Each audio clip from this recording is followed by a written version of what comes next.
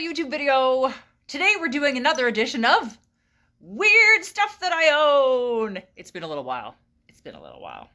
But you know what? There is no shortage of weird stuff in my house. So I figured it was about time we should do another one of these. So I can't believe I actually had to look through the video list. I actually went through my own YouTube playlist to see if I'd done this because it seems super obvious that I would have, but apparently I haven't. So today we're going to talk about my embalming table, la la la la. So if any of you watch these videos at all, you know that this is my dining room table. I don't have another one. This is like my full living room setup. I do not have, this is where I eat dinner. And since there's only two of us, Brody usually sits, actually I usually sit there. That's me, I usually sit there. Brody usually sits there. And we have 4 chairs, so I put mannequins in the 2 chairs. This one is wearing my fabulous birthday dress from, I believe, 2018. If you want to watch that video, check it out. That was a super fun dress to make. This one's wearing, well, that's not at the table, but he is wearing part of Brody's outfit that I made for my birthday, 2021, the weird like Pope thing, and the panniers and the whatever that shoulder armor thing is. And this one, who's bald, she's just wearing a fabulous, strange holographic dress that I made for no apparent reason.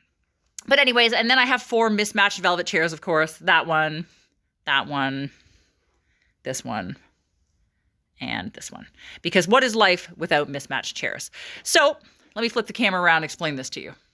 All right, so as usual, the way this works is I did not go out looking for an embalming table. Like, I make a joke that weird things find me, but it's not really a joke. It's actually kind of true. Like, I just go around in public, and like if you watch the video about my coffin, my casket over here, you'll see that like weird shit just finds me. That's the way it is. And this is a very similar story.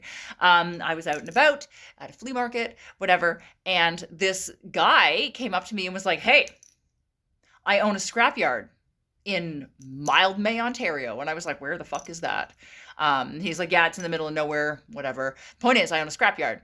And the local funeral home was clearing out their basement, and they gave me 2 embalming tables, and they're literally about to get made into scrap, and you look like the kind of girl that might appreciate that.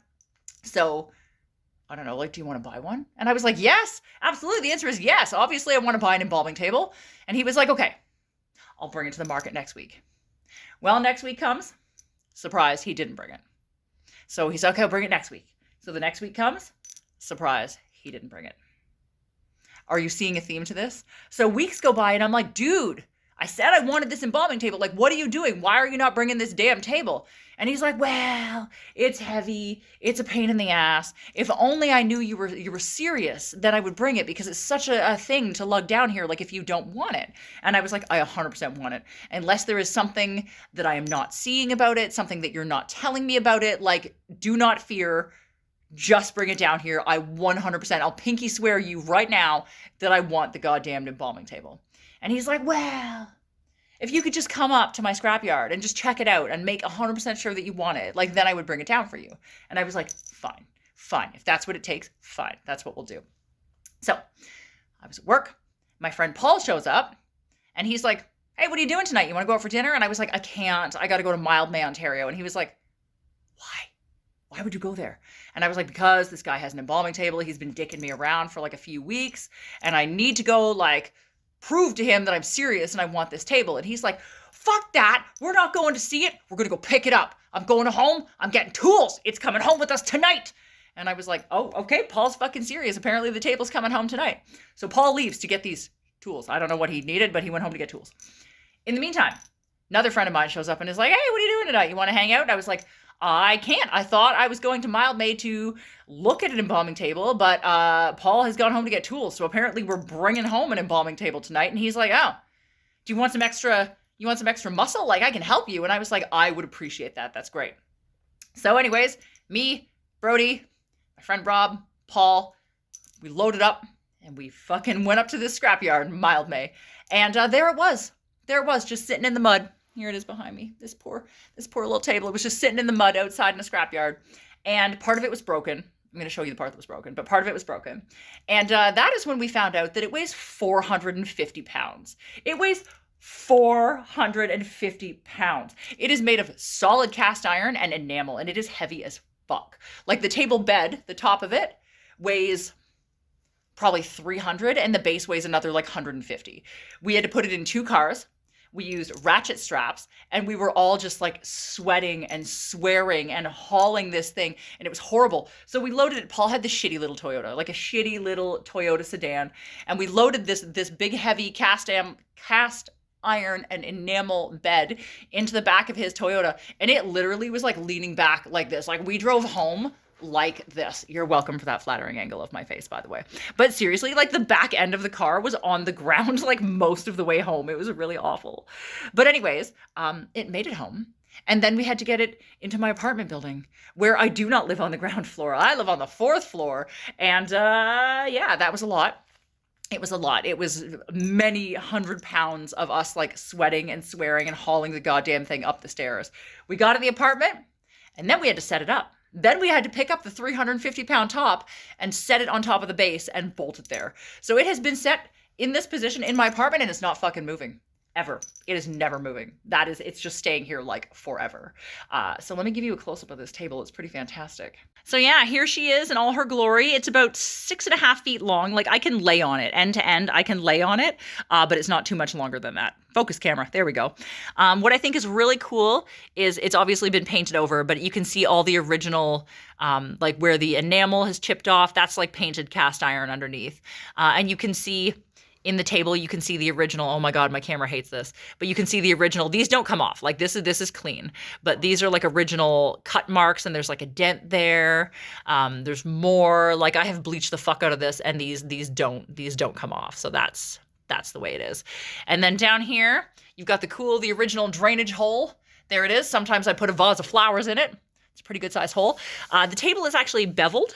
So from side to side, it's curved like this. So if you put things directly in the center, they will stay, but otherwise it's slightly curved, so they do slide off. And that's obviously to make sure that everything runs into the drain and then goes down that way. So it does make cleanup very easy when I'm cooking, that's for sure. I'm sorry about my camera, it keeps going out of focus. Now, this is the cool part. Underneath here, so it has these super cool legs. You've probably never looked at the legs on my embalming table before, but there's the legs. And then it goes up, and it has these 2 really cool wheels. So this one actually tilts the table, so you can make it like sit up more or be flatter. And that one there raises and lowers. That one there, it raises and lowers the height. So you can see there's like an adjustable piece here. So when you crank that wheel, the table bed either goes up or it goes down. And then that one like tilts it like this. It does swing out of the way, so the top isn't stationary. I can swing it that way if I need to make more space in the middle of the room. But it's amazing. Like, look at the structure underneath. So we had to bolt it. You can see where we had to bolt the bottom to the table right there. I have laid on this. I have done photo shoots on this a few times. We've had many dinner parties. It's fantastic. I even hate putting like a tablecloth on it because I just love it like so much. So that's the story of how I got my embalming table. It was a hell of an adventure. It took us like the whole night. It took us much sweating, much swearing, and all of my friends were like, listen, if you ever have to move, I'm fucking busy. I don't care what day it is. I am busy because nobody wants to move this bitch. Between that, the tombstone that's over there, and all the other heavy shit in my house, like, if I ever have to move, I'm royally fucked because I'm pretty sure none of my friends will agree to help me because everything in here is just like heavy, ridiculous, and in my opinion, utterly fantastic. I have had some people that refuse to have dinner with me on it. They're like, it's gross, like I can't. And I'm like, I thoroughly cleaned it. It's fine. If anyone was going to get a weird Victorian disease from it, it's me. And I didn't. Yeah, I don't think I told you the date. This is from around approximately 1900. If you ever watch the show Murdoch Mysteries, it's a very similar table to what they have on that. I did get it dated. It was dated from about 1890 to 1910. So I figure I'll average that out and say around 1900. The other table that they had there was not as interesting. And like I said, one of the wheels under this was broken. So I had to find someone who welds cast iron, which is apparently a very specialty skill that I had no idea. So that was a thing. I had to find somebody to fix the wheel. But anyway, it is entirely functional now, and I just love it. So let me know, first of all, what the coolest thing that I've done in this video series is, in your opinion. And also what the coolest thing is in your house that you own, because this is up there. This is up there. Like, the embalming table is definitely up there in my favorite fucking things in this house, because how many people can you say you know that own their own embalming table? Probably not too many. I only know me. But, you know, maybe, I'm sure there are other people out there. I can't be the only one, but like, Not too many, few and far between. So I hope you liked this video and the crazy story of how this came home and how much muscle we had to put in to get this thing in my apartment. So appreciate that, and how much my friends really love me to help me do this terrible, terrible, terrible shit. So if you like this video, please give it a thumbs up. If you want to subscribe to my channel, if you haven't already, that would be fantastic. If you want to follow me on any of the things, I have all of the social medias now. We're going to link them all below. If you want to buy me a Ko-fi, you can. It's ko-fi.com/MadamAbsinthe. It helps me support the maintenance of my sewing machines and all the other weird and crazy shit that I do. So thank you to everyone who supports me over Ko-fi from time to time. And I think that's it. Like, subscribe, follow me on social media. Let me know what you think of the embalming table. And I will see you guys all around for my next edition of, say it with me, Weird Stuff That I Own.